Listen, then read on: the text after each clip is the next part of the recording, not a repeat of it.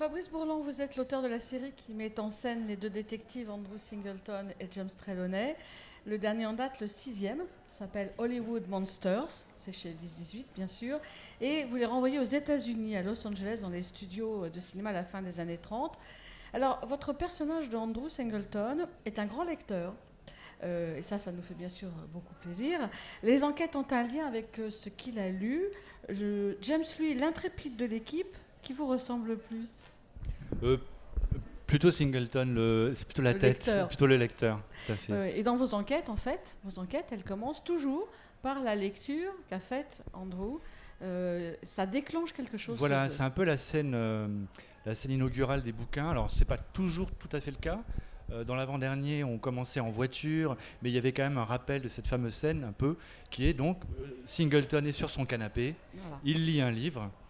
Il passe son temps à bouquiner et donc il n'accepte une enquête policière qu'à partir du moment où il va y avoir un rapport avec la littérature, les écrivains qu'il admire, les milieux littéraires qui le fascinent, etc.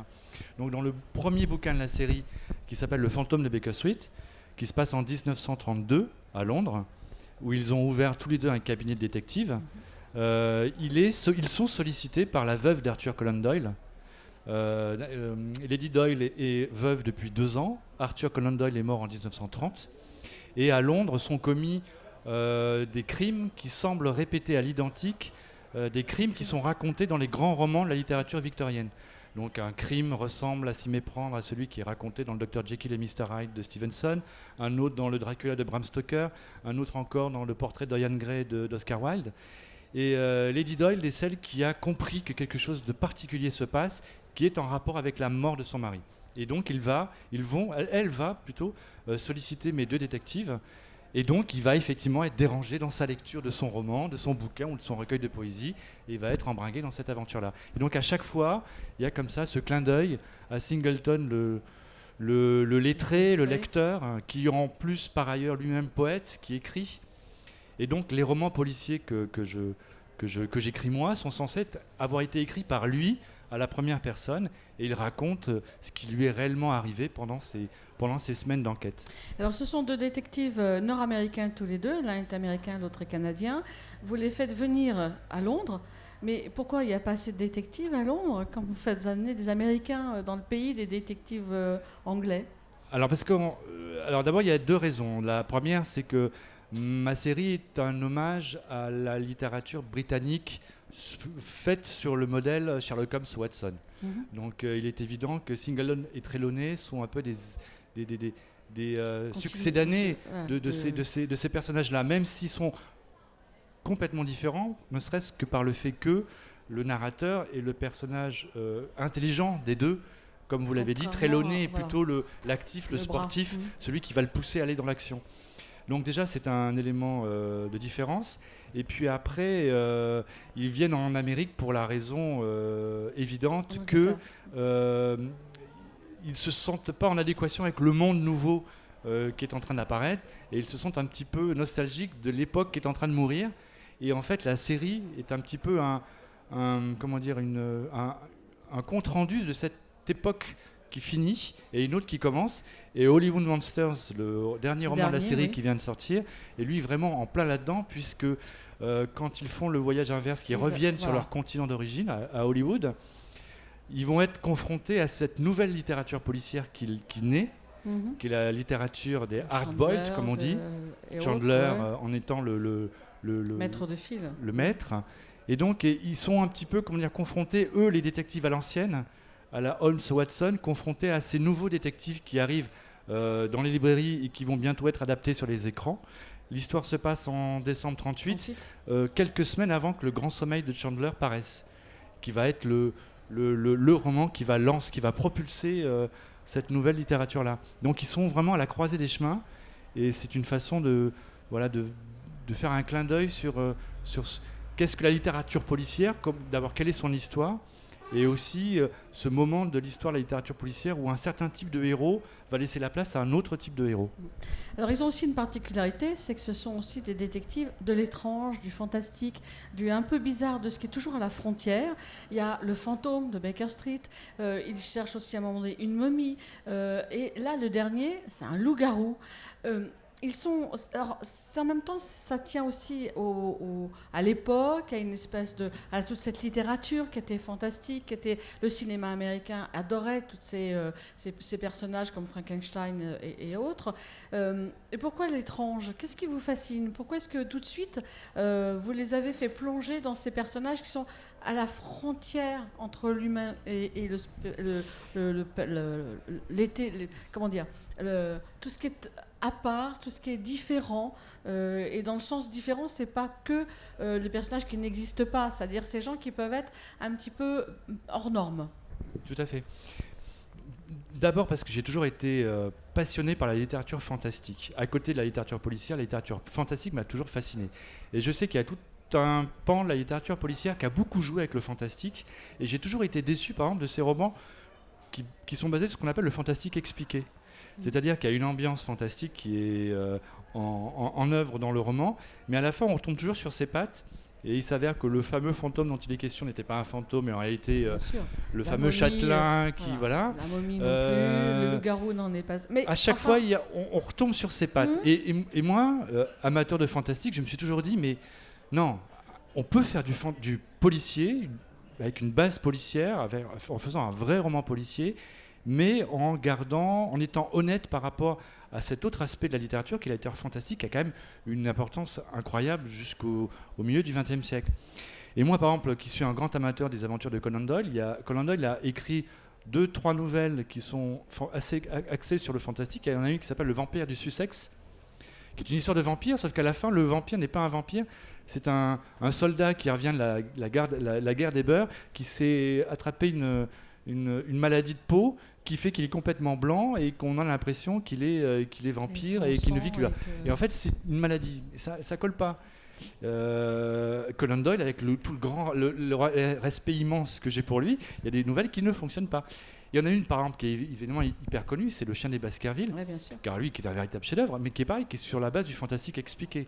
C'est-à-dire que ce chien fantomatique, qui est censé être une malédiction de la famille des Baskerville, n'est pas un chien fantôme, c'est simplement un chien loup qui a été dressé, affamé, pour semer la terreur. Pour semer la terreur et tuer une certaine personne. Et donc, ce filon mélangeant le policier et le fantastique a été quand même utilisé par certains auteurs, en général britanniques, au début du XXe siècle, et j'avais envie de réactiver ce filon-là, et on les appelait à l'époque les détectives de l'occulte, les détectives des ténèbres ou les détectives de l'étrange. Et j'ai repris cette appellation-là pour réactiver un petit peu ce genre-là. Alors dans le dernier Hollywood Monsters, vous les ramenez donc à Hollywood dans les années 30. Ça vous a demandé un énorme travail parce que le Hollywood d'aujourd'hui n'a plus rien à voir avec celui des grands studios des années 30.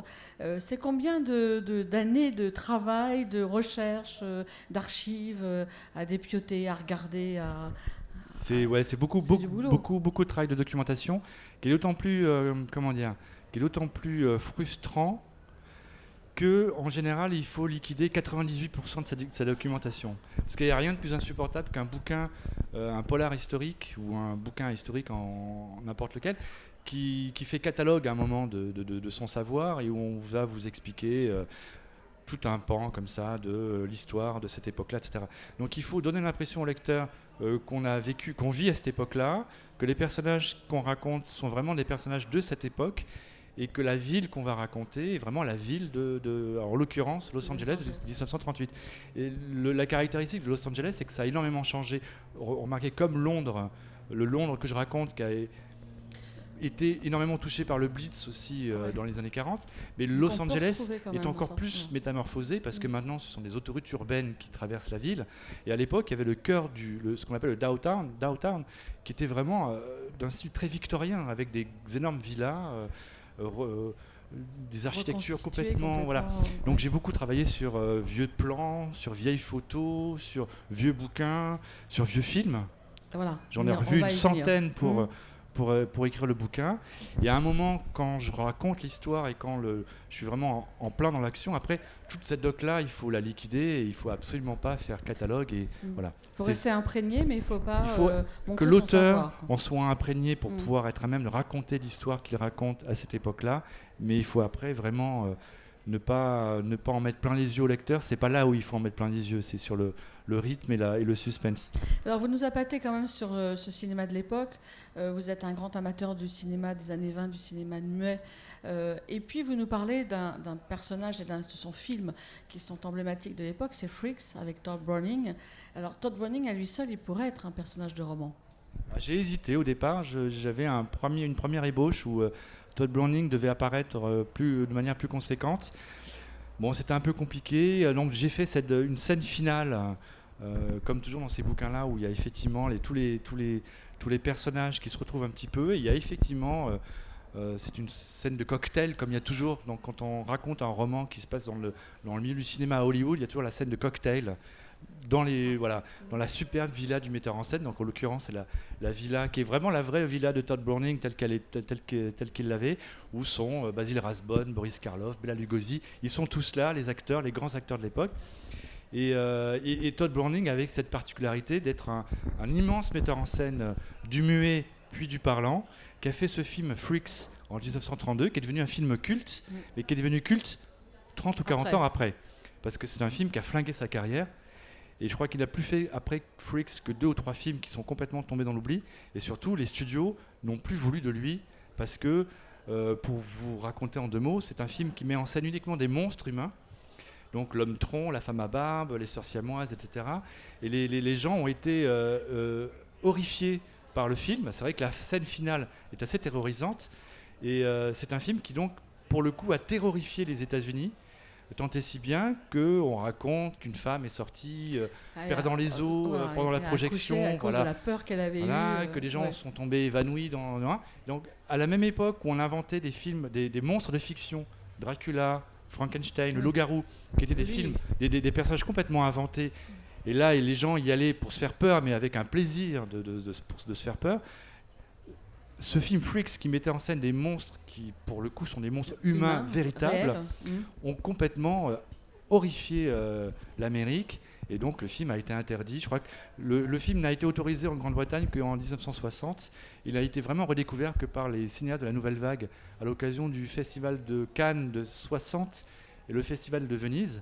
Donc, vous voyez, c'est donc 30 ans après. Est-ce que, quand vous commencez votre roman, vous connaissez la fin ? Est-ce que vous avez charpenté complètement votre énigme ou est-ce qu'effectivement vous vous laissez parfois un peu emporter par vos personnages qui vous dictent un petit peu l'envie où ils ont d'aller ? Les scénarios sont quand même assez complexes et mettent en jeu pas mal d'éléments, donc je suis obligé de charpenter un scénario qui est quand même assez carré. Il s'avère que par contre au fil de l'écriture, il s'avère que je vais partir dans une direction qui n'était pas du tout prévue, donc dans ces cas-là je respecte ce vers quoi je suis allé, parce qu'à ce moment-là il y a une part d'improvisation qui est importante à avoir, et je rééquilibre le scénario tel qu'il avait été imaginé pour que je puisse continuer dans la veine que je me suis autorisé de donner. On parle d'ailleurs de scénario parce que c'est effectivement des romans qui donnent des images, qui emportent le lecteur aussi, effectivement. Est-ce qu'il y en a un 7e en préparation ?